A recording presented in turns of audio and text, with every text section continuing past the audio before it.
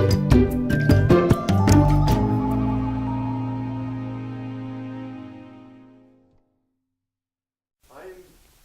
send out the emails for the Audubon in addition to the science centers. Just to kind of explain how we're distinct from the Science Center lecture series, Prince Williamstown Audubon holds a monthly meeting, and the Science Center is holding weekly meetings.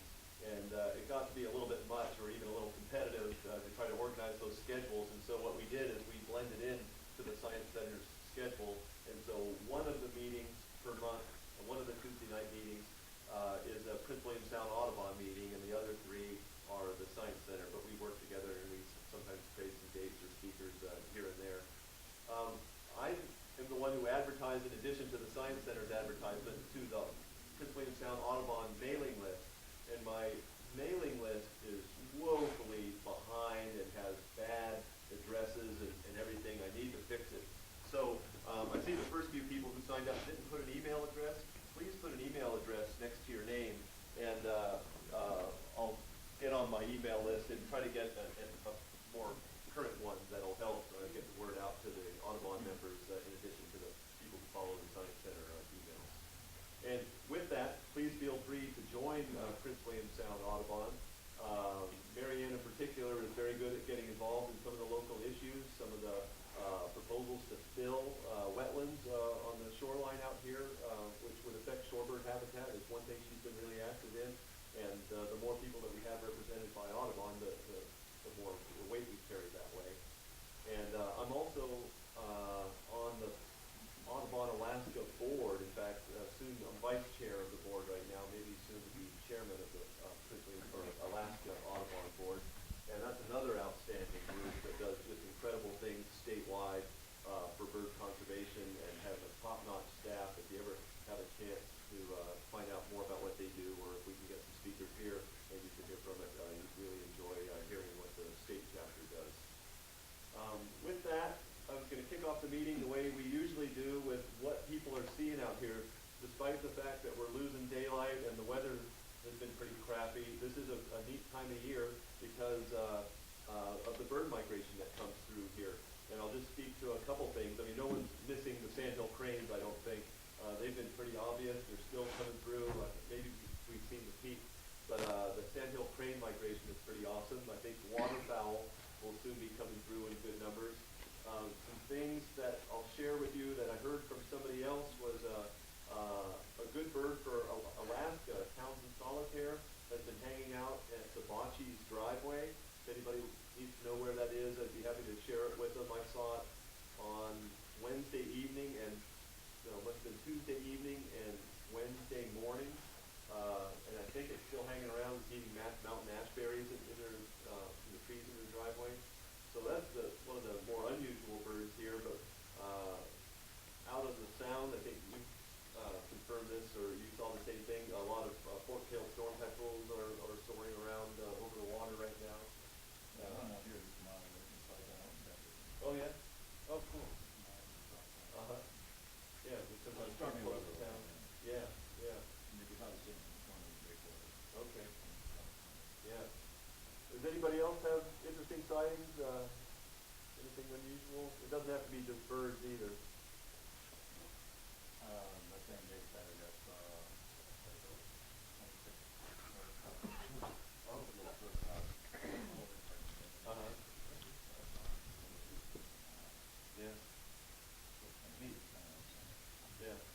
Northern phalaropes are still in the salt water around here before they split, I think. It doesn't have to be just birds either. Mark Hoover just posted some pictures on Facebook of a mink that's been hanging around, at least for a day, at the cleaning table there out the Orca Road, and stealing scraps of fish that people are throwing over there. That's something you don't get to see every day. It might be worth hanging out and looking for. And in the email that I did send out, which probably none of you saw because the addresses are all so bad, Casey Smythe reported to me, or called me up the other day, and said she found Boreal Toad, a toad on the trail down to Eccles Lagoon. Now, if you guys are a little bit familiar with the status of toads around here, I guess people that grew up here used to see them everywhere. The toads were common around town, especially. You young were coming out of the water, you almost step on them, there were so many. Well, when I first moved here 12 years ago, they were somewhat common. It wasn't unusual to get reports of people seeing them. But in the past 5 years or so, reports of people that have seen them have essentially disappeared. And I was under the impression that they were about extinct on the mainland, even though I still got reports from Montague Island and Kayak Island and a few outlying areas. But last summer, Carl Becker told me he found a dead one on the Power Creek Road, run over by a car. Casey Spike found the one this summer, and then when I was telling Adam Kenyon about this yesterday, he told me he found a dead one at Hartney Bay this summer. So that's 3 sightings, in a relatively short period of time. It's a little bit encouraging. So if anybody sees toads, recognize it as a significant sighting, and I'd love to hear about it. They're declining throughout the range in North America. In fact, amphibians worldwide are. Some of it has to do with the chytric fungus, and I don't know if that's what's causing the toads to decline around here or not. But anyway, we have no data on it, just anecdotal stories of people going to the ponds and catching pollywogs and raising them and seeing them commonly. But yeah, we'd love a little bit better information than that. So yeah, please report any sightings you have of toads, even if it is the outlying area. We'd love to know about it. Dave? Just want to tell people that on the 30th at the Masonic 6 to 9, the Forest Service is holding their next public meeting on their forest plan. They're on a 3-year redoing their management plan for the Chugach National Forest. So that this is, I think, their second meeting, on this. So that's on the 30th, 6 to 9. So it covers the whole forest. And in the past, you might have been on some emails I've sent out about one of the things, that's on some people's list is them to recommend the Neliwan College Fjord as a wilderness area, not just a wilderness study area. And in 2002, they recommended it, but they cut it real small, and they dropped out the upper Columbia Glacier Basin and Neliwan Lake and Knight Island. So it'd be important to ask them to include the whole thing in that wilderness. That would keep mining out and resort lodges and clear cutting and things like that. It would keep it pretty much the way it is today with that. Other things I've put in comments to them is to stop allowing bear baiting on the Chugach National Forest and to create safe hiking.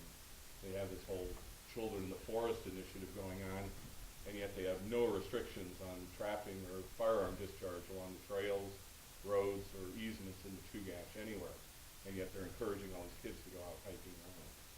So those are just a couple of the things you could bring up at that meeting. And they're pretty good. The last time it was the way they laid it out and had it set up was just real.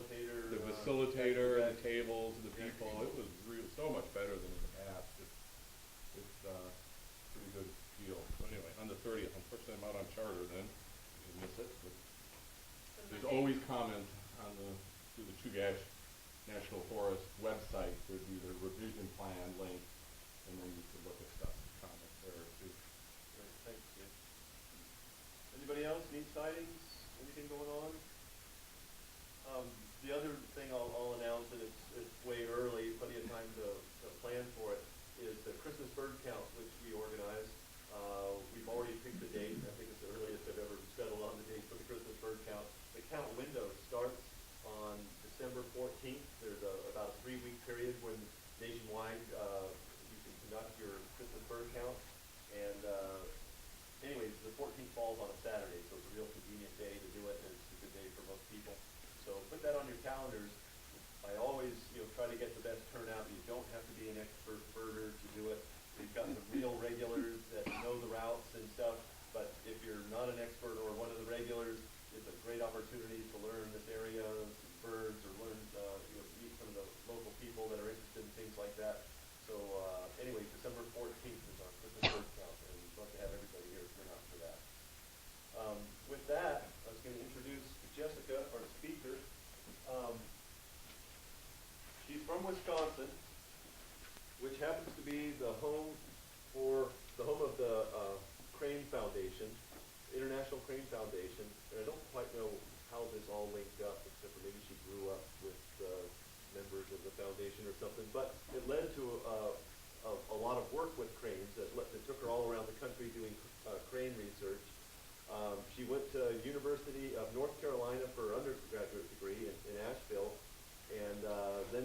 decided to settle down and try to get a master's degree and put funding and research together, and got together a project working with American Oystercatchers that she did her master's at North Carolina State in Raleigh.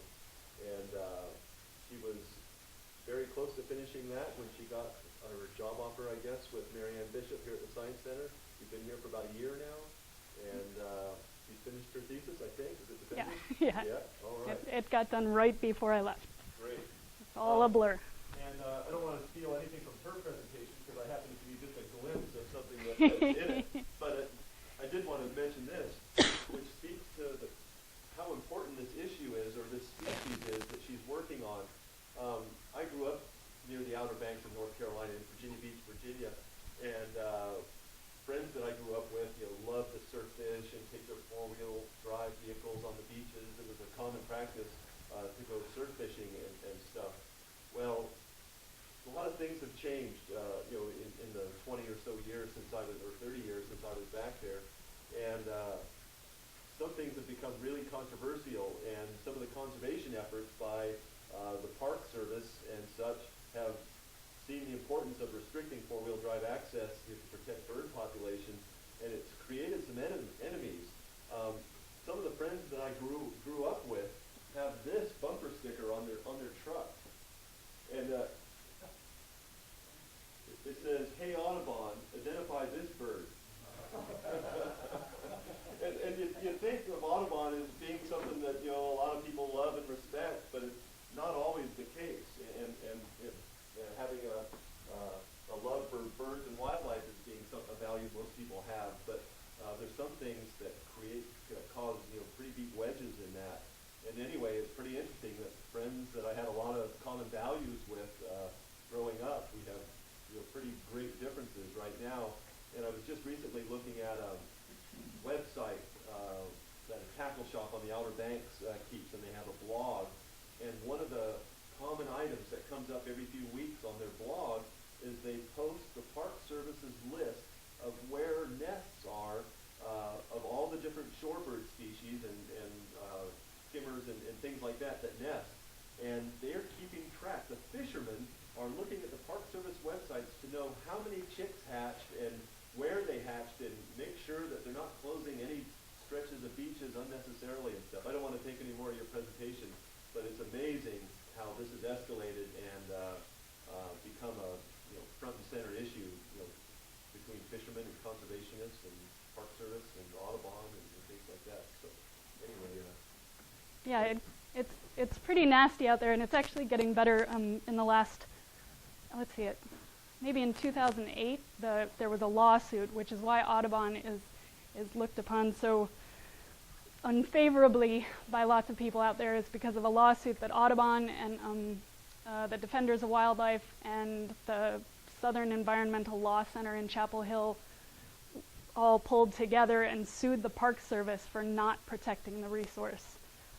So the Park Service has kind of a dual mission that's for current use, but also for future appreciation of the resource. So it's a tricky line they've got to walk, and Audubon was in the group that sued them, and so it's pretty despised. I mean, the Park Service as well, even though they're kind of, I don't know how much the Park Service might have anticipated the lawsuit, or I know that the biologist that I know at the Park Service at Cape Hatteras is supportive of what's come from the lawsuit, but it's,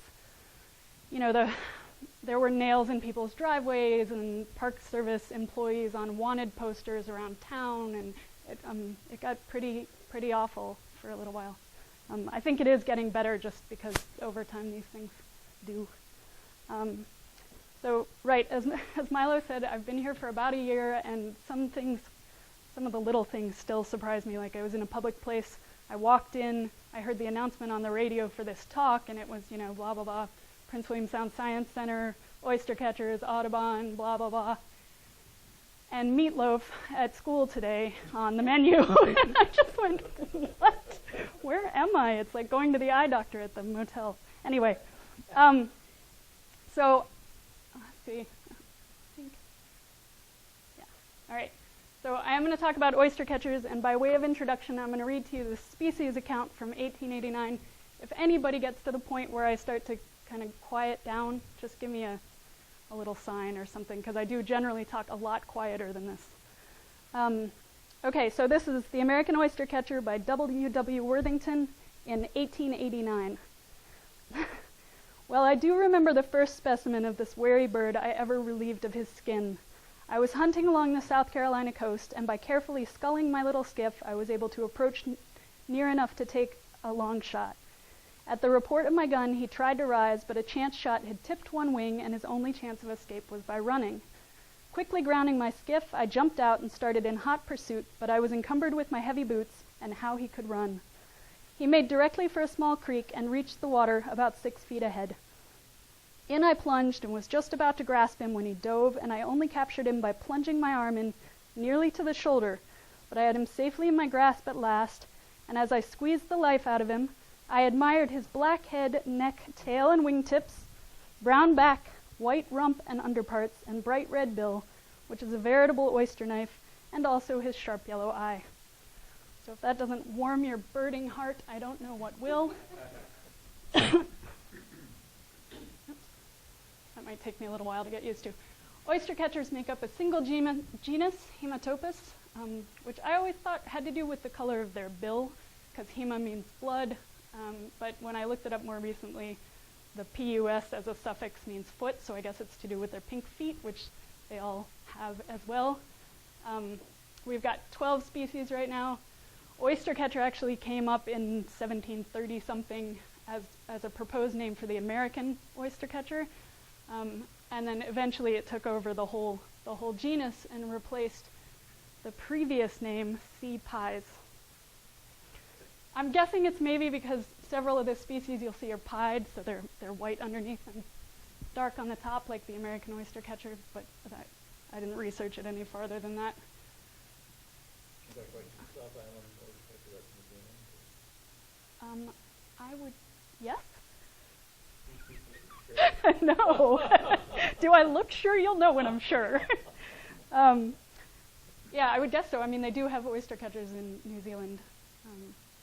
But yeah, as far as the distributions on all of them, I'm not as knowledgeable as perhaps I should be with you in the audience. There is one that's extinct. I was worried because of the Canary Island one is hanging. Right, no, that one is not it. There's one that is extinct, and I can't remember what it's called right now.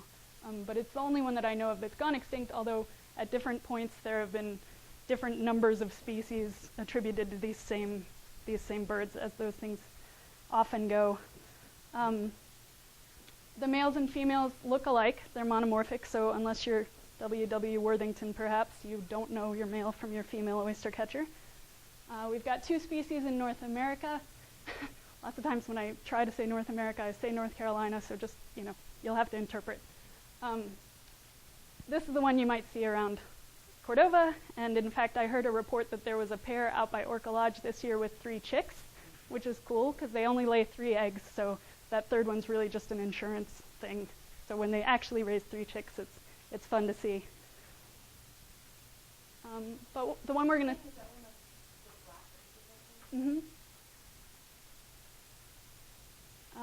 So the one I'm going to talk about today is the American Oystercatcher. You can see the range map on the right. During the 1990s and early 2000s, the population projection was that the species was in decline, and so that kind of sparked not exactly a range-wide initiative, but a conservation initiative, at least on the Atlantic coast of the U.S., and has now morphed into the American Oystercatcher Working Group, which does a lot of work. They meet annually. They've come up with standard reproductive metrics and a standard banding scheme, which is really helpful. They collaborate on lots of cross-state and cross-agency studies. Everybody kind of shares what they're learning, so that we don't have to reinvent the wheel, which is nice. One accomplishment that actually my advisor pushed us all into, that we're happy about now, like so many things about graduate school. was that we rewrote the species account for the BNA.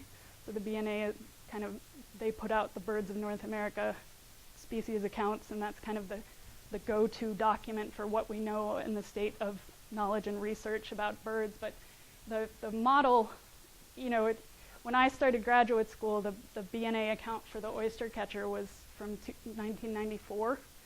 So lots had happened, lots of research had been done. They'd been a focal species for several years, and it was hardly representative of the state of knowledge. So the American Oystercatcher Working Group actually collaboratively authored the BNA account for this species that published last year, 2012, which is kind of cool. And the BNA is trying to move towards a more self-updating model so that you don't have that issue where you have to go fill in the whole gap.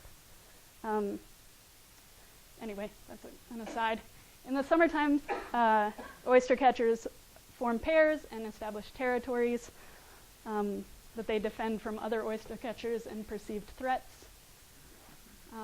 They eat invertebrates in the intertidal zone and shallow mudflats, including oysters and other bivalves, but certainly not limited to them, fortunately. In the winters, they just kind of hang out together. They're a lot less territorial, and they'll share the available foraging and roosting space. In North Carolina, they typically nest in sandy environments, or most commonly, I'll say. They form a little scrape, we call it, in the sand, just by lying on their bellies while the male lies on his belly and kicks his feet as he kind of rotates in a circle, and it's a ridiculous scene. If you can ever get to see a shorebird creating a scrape, I mean, it's foolish. And then the female looks around at all the scrapes, and somehow one is the best, and she puts the eggs there. So they also will nest in shell islands like this nest, right? And you can find them a lot less frequently in marshy areas or grassy areas, and even we've had a few nests on rooftops of buildings. They share incubation duties during the 27-day interval. You can see this pair right here, kind of in the middle of an incubation switch, and then the bird up in the upper right is turning eggs. The chicks are up and moving within hours of when they hatch. They go from wet to running in a pretty short period of time, but we still refer to them as semi-precocial because they don't feed themselves. You can see by the bills on these two little chicks. First of all, if you can picture that chick actually having something else to make it more top-heavy, it would fall right over. But their bills aren't made for acquiring food that oystercatchers eat. You look at the specialized bill of the adults, and you know that would never get that. So the adults feed them throughout their pre-fledging period, and then lots of times even to the wintering ground. I don't know, by the time they get to the wintering ground, their bills are fairly substantial, and they can actually feed, because lots of them do. But I don't know if it's just a case of, if your parents are going to feed you, why would you go get a job, right?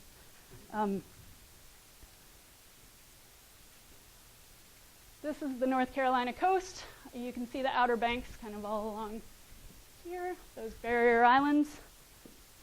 The data for this set of studies, I guess, comes from 3 general areas. Cape Hatteras National Seashore is what Milo and I were talking about with the lawsuit.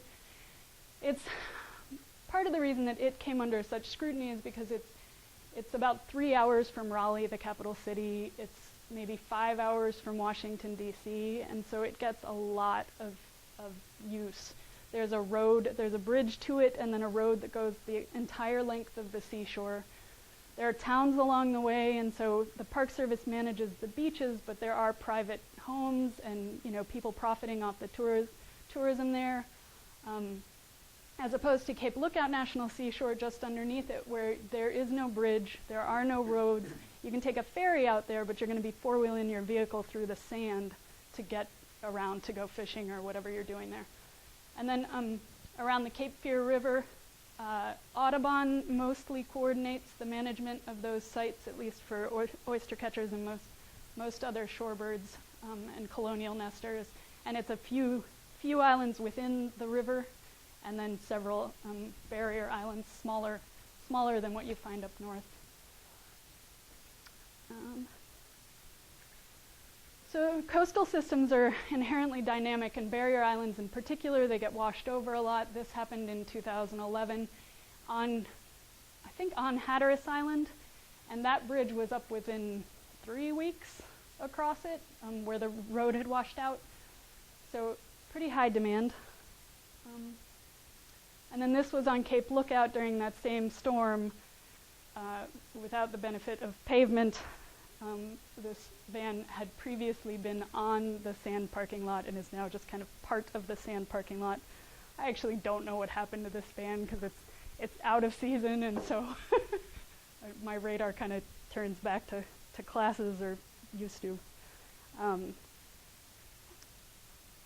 And so despite our best efforts, the barrier island systems are constantly changing and doing what they've always done and probably will always do no matter what we put in their way. And this is something that, from an oystercatcher's perspective, took me a little while to really appreciate and internalize, because they're site and mate faithful birds. So they lots of time, year after year, they'll return to the same island, the same territory, with the same mate. It doesn't always happen that way, but it happens a lot.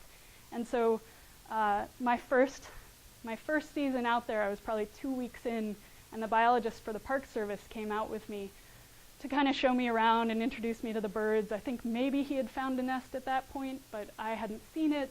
And so we went out.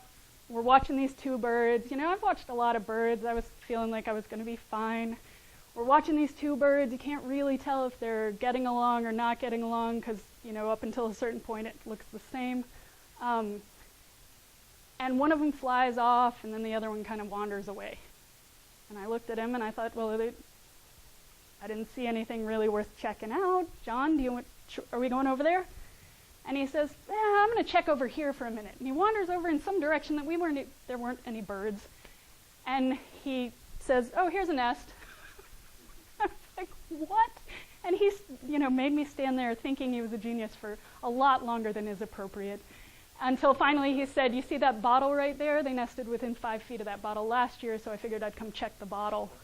And there it was, right next to the bottle. And so in the context of the islands changing, if you think about that, the birds returning to the same territory in the same bottle, that bottle could be 2 miles down the island. It could be a sand dune next time they get there. I mean, it just kind of blows my mind that they can be that site faithful, and yet the site changes so much. I don't know. It doesn't really have anything to do with my study, exactly. This is visitation over time at the 2 parks. So that's Cape Hatteras in the blue on the top and Cape Lookout on the bottom. So in addition to just the natural changes affecting the system, human visitation has increased pretty dramatically. It's about 2 to 3 million visitors a year at this point, mostly on Cape Hatteras. Sorry.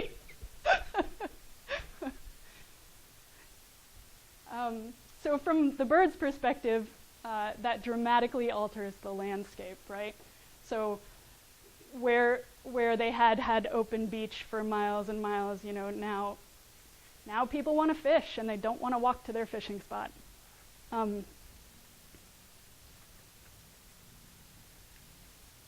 So that makes lands that you can close, or lands that are closed to public use, a lot more important than they used to be. Not only is the imposition more dramatic, but the open spaces are just harder and harder to find. So the Park Service has closed some beaches, and there's no point in leading up to it anymore. So it's contentious, it's nasty, and so the Park Service and other agencies are looking for alternatives. Now I'm going to talk about my thesis work, which comes in 2 parts, and the first is a predator removal. On Cape Hatteras, they've been doing kind of under the radar predator removal of anything with teeth for years, since maybe since the blow up about the lawsuit. But there's no study. They just kill things because they don't have to juggle predators in addition to people in the same way. And so it's kind of they're doing it so that they can have some more beach open and the birds are more successful, or maybe they're doing it so that the birds appear more successful because of the closures. I never really thought about it that way, but so on Cape Lookout, which is not in the same situation as Cape Hatteras, it's not, some of the attitude trickles down to Cape Lookout, but it's nowhere near as dramatic. It's just kind of people angry about Cape Hatteras talking about it at Cape Lookout. But Cape Lookout does not want to go the way of Hatteras. They don't want to get sued. They don't want to have all the issues, or even some of the issues. And so they instigated a predator removal study. There are lots of cases where we go in and remove predators, and there's not a lot of political pushback, because very often on islands, there never were mammalian predators, and so all these ground nesting species, and then we bring in some cats or some rats or both, and they nearly decimate the ground nesting species, and then we go in and spend lots of energy and money trying to remove the mammals from that system where they never belonged. And so those sorts of studies happen, and or not necessarily studies, but accidental studies, I guess, happen and are usually fairly tolerated. But when it comes to native predators and a system that's open to immigration, it's a totally different story. And so the Park Service, up until this point, or generally kind of across the Park Service, native predator removal is not an alternative easily considered. So raccoons are the most abundant predator out on Cape Lookout for sure, and they're fairly well adapted to people. This is actually one of our collared raccoons. You can kind of see the tag sticking off. There were about 7 of them that live in the dumpster once winter comes, and it's not ideal, but there's a big hole in the side of the dumpster, and they come and go as they please. So certainly on Cape Lookout, people leave their trash, and they're fishing bycatch, and so there's lots of food. So the raccoon population has been increasing as visitation has been increasing, is the impression. It's anecdotal, but raccoons are native inland, but they spread on their own out towards the coast, maybe just continually following people. And so it's kind of at what point is it native? But it did get out there on its own. So this is Cape Lookout, kind of closer up. It was that middle yellow section of the map that I showed earlier. It's comprised of 3 islands. I'm really only going to address South Core Banks, where the removal happened, and then North Core Banks.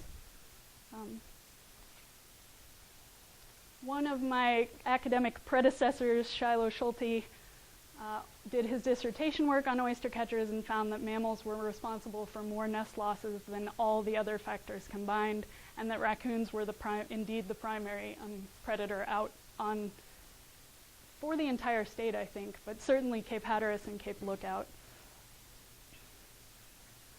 That blue box is Cape Lookout, and this is Hurricane Isabel in 2003. So Shiloh took this opportunity to treat this as a natural experiment. The year after this happened, on North Core Banks of Cape Lookout, oystercatcher productivity went up by 400%, and then it dropped a little bit, but there seemed to be a 2-year carryover effect. So what Shiloh did is he projected, with hurricane disturbance, the population out and used 10 and 15-year disturbance events to simulate what the population would do. And it seems like those fairly infrequent disturbance events could take the declining population and actually make it increase. So he attributed the increase in oystercatchers to both the clearing of the islands of vegetation, so habitat creation, and then also the predator removal that the hurricane it kind of washed some of them away. Again, that's anecdotally there were fewer predators, but no one was actually counting them at that point. So there are several other species that are sensitive and endangered out on Cape Lookout that raccoons also impact. So armed with the knowledge that raccoons are a major predator for several sensitive species, and that at least for oystercatchers, a disturbance event in the predator populations every once in a while might be enough to actually boost these species, they decided to do a study on raccoons. So another member of my lab, Ariel Waldstein, collared 138 raccoons in 2007, and then used radio telemetry and camera traps to come up with a population estimate. And then in the winter of 2008-2009, we removed half of that estimate. I'll just kind of walk you through this. On the x-axis, we have time.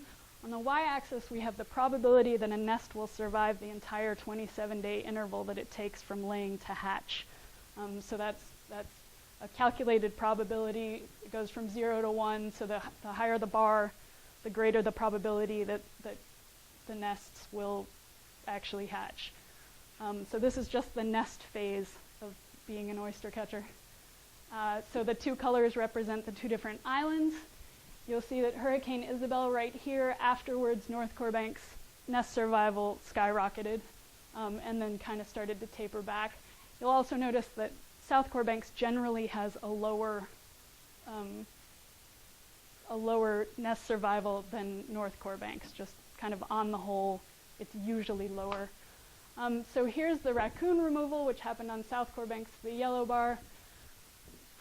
There were several different attempts to statistically see whether or not there was an increase in nest survival after. There wasn't. You can see an increase, but it's not statistically significant any way I looked at it, which is fine. And then this is the same graph, except productivity, so chicks fledged per breeding pair on the y-axis. And so again, not surprisingly, with higher nest success, you also have more chicks fledging on North Corbanks after the hurricane. And then on South Corbanks, after the removal, you get the highest number in 2010 as opposed to immediately after the removal. This actually was statistically significant, but if you look at North Corbanks during the same period of time, it's also increasing. So it's a little complicated, and I ended up using, I'm not going to bore you with all the statistics, but I ended up using North Corbanks as a control, and then looking at the before and after on both. So after the removal, did South Corbanks change more than North Corbanks, is kind of what it was asking. And the answer is no. There's no support for that. So there are a lot of reasons that we might not see a response. There's a lot of variability in the system. One of the assumptions for the before-after control impact design that I used is that things would affect the two islands the same way. And just from looking at that Hurricane Isabel effect, we know that things don't always behave, the two islands aren't the same, or you would have seen the same skyrocket in nest survival and productivity on South Corbanks that we saw on North Corbanks. So you can kind of imagine that maybe even smaller weather events might, the two island populations might respond differently. It's not the best. We don't know anything about the predator suite on North Corbanks really. So it's the best control we had, but it's not a good one. Maybe it just wasn't enough raccoons. The threshold below which we see no effect might be higher than that. The raccoon, it's been shown in mainland populations that sometimes when you knock back a raccoon population, they breed more the next year. So it could just have gotten completely washed out 2 years away. It could just be that a few of the raccoons have picked up on the fact that if they walk along the base of the dunes, every once in a while there's a treat. And if we didn't take those raccoons out of the system, then it wouldn't make, we wouldn't see an effect. And then also there are other animals out there to eat oystercatcher eggs, like ghost crabs, which I don't think we released. And mink, there were more mink depredations on piping plover nests the year after the removal than they had ever seen. So it's possible that the raccoons were suppressing other animals' predation of these nests. So when we pulled the raccoons, they just filled in, and so we didn't see a response.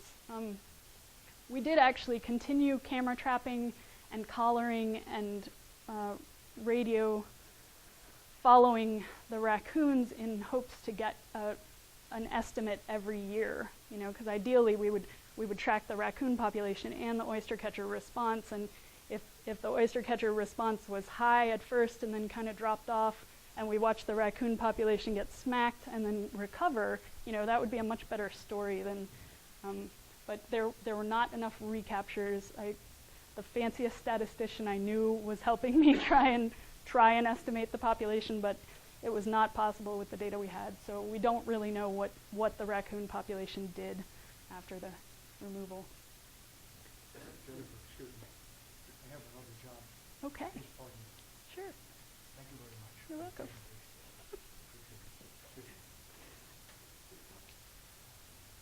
So, yeah.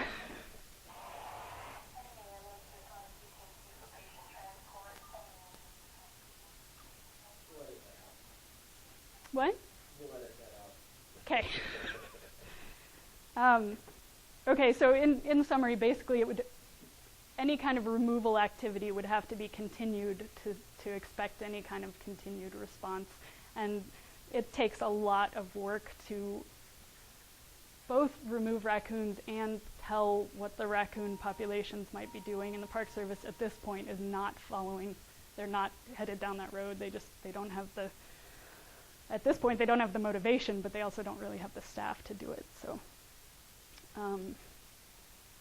so the second part of my thesis is examining alternate habitats. So if we do what we can to protect them in the habitat that they use the most, but they are using other habitats besides those outer beaches.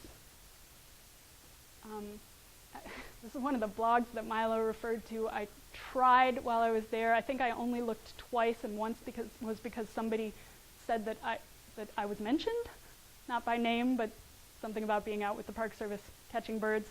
I probably escaped just before people learned my name, which was good. So I tried to never read these because it hurt my heart a little bit. People were so angry and there was so much misinformation, and it hurt.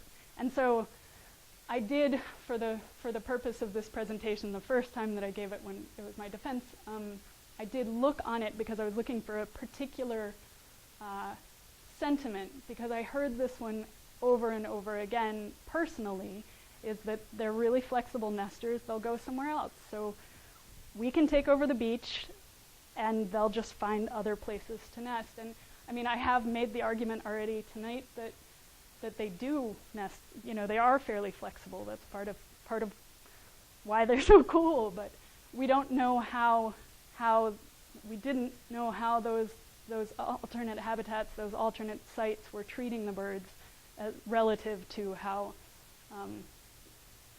they did on the barrier islands. So that's kind of what I was looking at, and there's evidence for moving away from the barrier islands, or at least the outer beaches of the barrier islands, and to these alternate habitats throughout the oystercatchers range in the last few decades. This is North Carolina specifically. The Wildlife Resources Commission does surveys every 3 years of lots of coastal species, but these are oystercatchers, so this is just the number of pairs, or the percentage of pairs. You can see that use on the barrier islands is decreasing. Dredge spoil island use is increasing. Estuarine islands and other natural islands, and then rooftops, it's kind of a mixed bag. So I actually focused just on barrier islands and dredge spoil islands. There are a couple reasons. First of all, dredge spoil islands are new habitat. The oystercatchers didn't used to use them because they weren't there. We made them in sometime between the 1930s and the 1950s, the intercoastal waterway got dredged for commercial reasons, and they had to put the sand somewhere, so they created these little pockets. Yeah, that's the study area. That's what I want. So these are dredged spoil islands, right? Another thing about the dredged spoil islands is that they haven't been there long enough to have established mammalian predator populations. So there are no mammalian predators. So that might be a good reason to nest there, right? If I've already argued that that's the biggest problem out on the Outer Banks is the raccoons, but the mammals, they have a much larger suite of mammals up on Cape Hatteras than we had on Cape Lookout. But so these dredged spoil islands are kind of what I focused on, and then compared them to the outer beach nesters. And so another thing about the dredged spoil islands is that they're shaped as efficiently as possible so as not to leak sand back into the channels.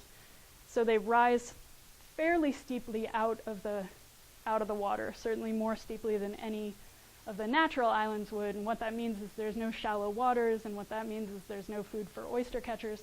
So they actually have to travel to other natural islands or to the back of the barrier islands to get food.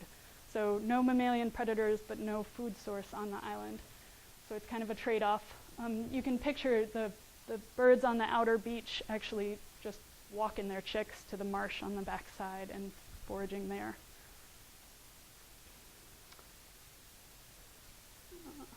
So we do have some precedent for this sort of setup. This is a study in the Netherlands on Eurasian oystercatchers. The family group in the middle, those 2 adults and 2 chicks, occupy these dark gray territories that are kind of in this line, and they nest here, and then they walk their little chicks over, and they dig in the sand, and they pull out something, drop at the chick, eats it, pull out something, drop at the chick, eats it, and both adults can be doing that at the same time. If there are 2 chicks, both chicks can be eating at the same time. It's very efficient. And then you compare that to the birds in this system. They have to fly over other territories, but their nesting territories are over here at the origin of these arrows, and then their foraging territories are over there.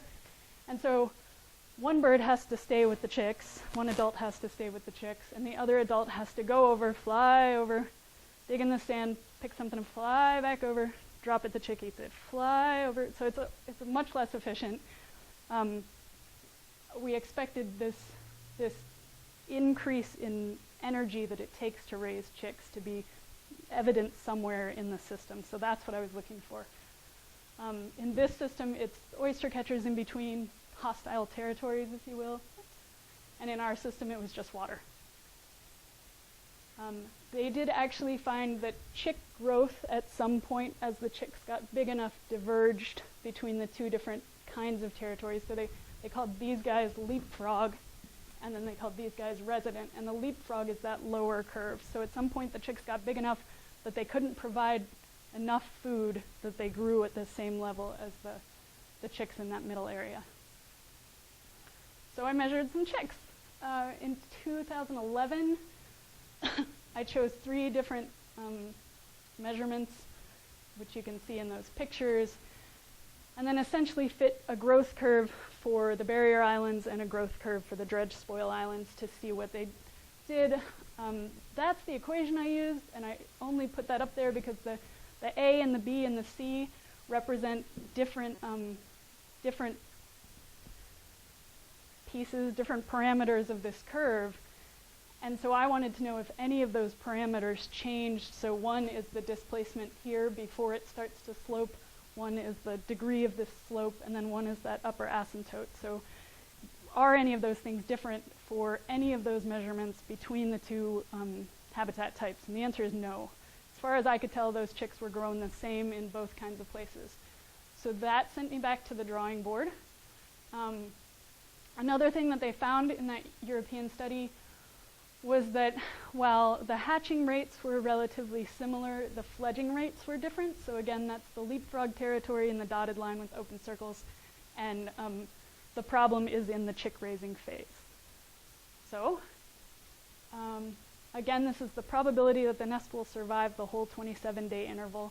And you can see that it's it's quite a bit higher for the dredge spoil islands, which is interesting. I mean, it's not what they had in the European system, but it kind of makes sense if there are no mammalian predators. You know, in the European system, they were facing the same threats because they were, aside from having to travel farther, they were in the same area. These are actually fairly distinct habitat types. So there are no mammalian predators. There are some gulls out on those dredge spoil islands, but they don't have the same kind of impact. So it's not that surprising that the dredge spoil island nest survival would be higher. When we look at productivity, so the number of chicks fledged per pair, it's about the same. So what that tells us is that the problem, you know, they're having better luck in the nest phase, and then it gets harder as soon as you hit the chick phase, which is kind of represented here in this fledged per successful nest. So pairs that fledged chicks fledged 2 chicks on the barrier island for every 1 chick on the dredge island, right? So, in summary of that part, the birds are moving towards these non-traditional sites, dredge spoil islands. The chicks are growing equally. There's higher nest survival in the non-traditional sites, as I just mentioned, but twice as many chicks from the successful pairs in the barrier island sites, which points to an ideal free distribution, which is just a theoretical construct where birds in heterogeneous habitat types will disperse themselves, you know, if they are free to choose, which is the free part, they'll disperse themselves such that success is the same. So they'll choose the more successful site in every case, which ultimately balances out productivity in our case. There's a lot left to learn at the dredge spoil islands. It's different between the north site and the south site, it turns out. And in 2010 alone, I think we banded 140 chicks. It was almost every single chick that fledged from the study areas. So this year would be the first year that we'll get some of that resite data back. And it'll be super cool to see where are those dredge spoil island chicks trying to nest, and where are the barrier island chicks? I mean, is it movement towards the dredge spoil island, or do the dredge spoil island chicks actually try and get out on the barrier beach first? And I don't know, it'll be cool to figure out how to deal with all that data too. So I just wanted to end with kind of a little inspiring note about a project. When Marianne went to Florida last time, she brought me back this article from the Florida paper that the Associated Press had picked up that's about my advisor and then Audubon, North Carolina, putting 6 satellite transmitters on some oystercatchers, and then this fairly massive, you know, local but massive public outreach effort they've made. So they've personalized these 6 oystercatchers to some degree, right? This is Arnie. And they've got this website that looks pretty good. Walker Golder, who's out there with Audubon, is a fabulous photographer. And I clicked on the tracking map just to see kind of what it was about. My advisor sent me the link some months ago, but they're just kind of getting it started. But every week it takes a point for each of those birds, and then you can click on the bird to see its path, or you can click on a point and get the data from it. So it's just kind of a way for the public to get a little bit invested in what these birds are doing over the course of the year, and for us to learn a little bit about their kind of smaller scale migratory patterns. With that, I will thank my committee first, because, right? How can you not be successful? I don't know if you can, that's one of my committee members, the one that I insisted had to be on my committee because I really liked the way he thought. I had never seen him diagram prior to this. But that's his writing in the marker, and it's my little notes and translations in the, so that later, if I needed to know what in the heck Rob was talking about, I could look here. And I don't know if you can read this, but it says, vagaries of universe, comma, which are great. Thanks, Rob. I'll work that into the models. No problem. They were fabulous. And then all the other people, we did this through the USGS co-op unit at North Carolina State. Yeah, with that, I will take any questions. Yes, those are sheep. So if that was your first question. Yes, Caitlin. I wasn't out on Mason Burrow, but people were out on Mason Burrow, so that's included. There were some birds at each end, I think, but not so much in the middle stretch. Yeah. Yeah. Yeah.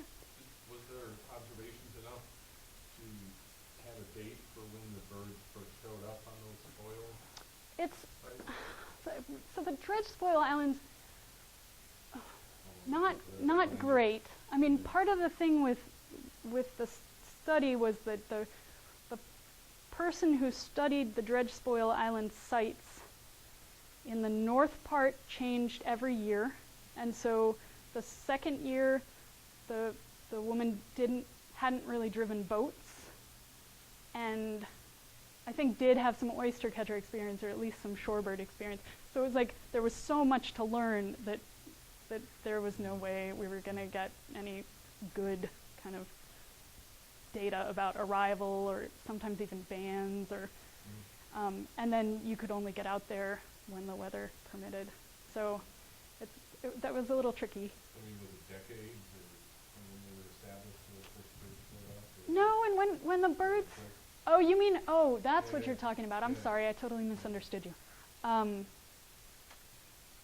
No, you know what, the first published records that I've seen are when they realized that those were important sites for birds, and primarily they were concerned with colonial nesters. And that was in the 70s, but if they alluded to it being earlier in that document, I don't remember. So, yeah. It looks like the dredge spoils, even if they are attractive habitats, are much smaller in area than the barrier islands, so it would still seem Right. you need good productivity So, on the barrier islands. So it's different in the north site versus the south site, which I didn't get into because I tend to run on too long anyway, but these maps are on the same scale, and the north site, those have approximately one pair per island, per dredge spoil island, and then these two are the ones in the Cape Fear River down by Wilmington. Total of 35 pairs or so, whatever, yeah. So there's something going on there, and I think it's probably, but I mean, if these birds are successful, they're hugely successful. That's a whole lot of chicks, which they are hugely successful. So the two sites are equal in their oystercatcher making. In the north sites, if you compare just Cape Hatteras to those Oregon Inlet. But in the south, it's different. It's way better on the dredge spoil islands. So I don't know what that'll mean. I mean, those dredge spoil islands can only hold so many birds. There's a lot of birds out there. So yeah, I don't know. And when I first got into it, I thought, I'm going to grow oysters, and I'm going to put them out on the dredge spoil island sites and create this actual experiment instead of just going out and watching birds. But that wasn't happening.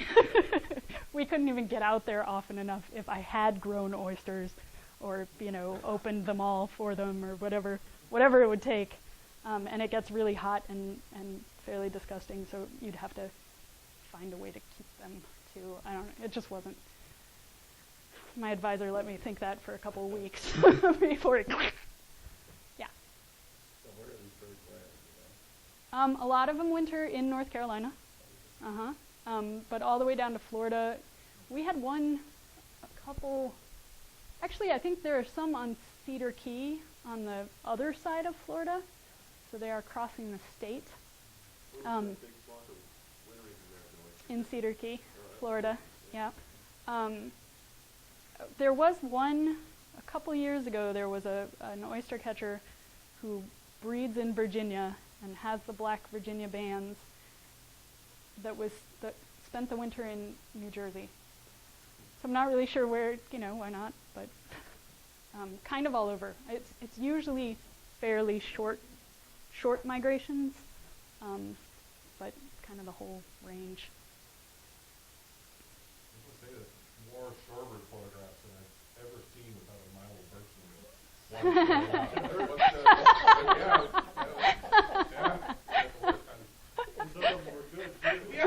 Sorry, Milo. In talking to my friends in North Carolina, I hear them talk about the absurdity of closing these vast stretches of beaches for like one nest or one bird. They just. I was trying to paint the picture, and I don't know the facts, that I assume that those barrier islands had vast colonies of birds at one time, or high densities of birds. Is that true? And I think that picture needs to be painted, if it is true, saying that this ORB use is, changed, the nature of the islands a lot by displacing a lot of birds. Right. So I don't know. I would guess they were still fairly. I would guess the oystercatchers were still fairly spread out, but the places where it gets really contentious are the spits and the points where the fishing's really good at the inlets, and then Skimmer colonies. yeah, there are skimmers, and that's where the piping plovers tend to want to be, and so it's tricky because for the oystercatchers, I mean, you could, in theory, you could kind of adaptively manage things so that you closed off a large part of the middle of the island and actually opened that up, because it is only one oystercatcher pair. But yeah, it's a lot more than that going on. And every once in a while, a cat just shows up down at the spit. Everybody's a conspiracy theorist by now on Hatteras. It's unfortunate. All right, well, thanks for coming out. That's great.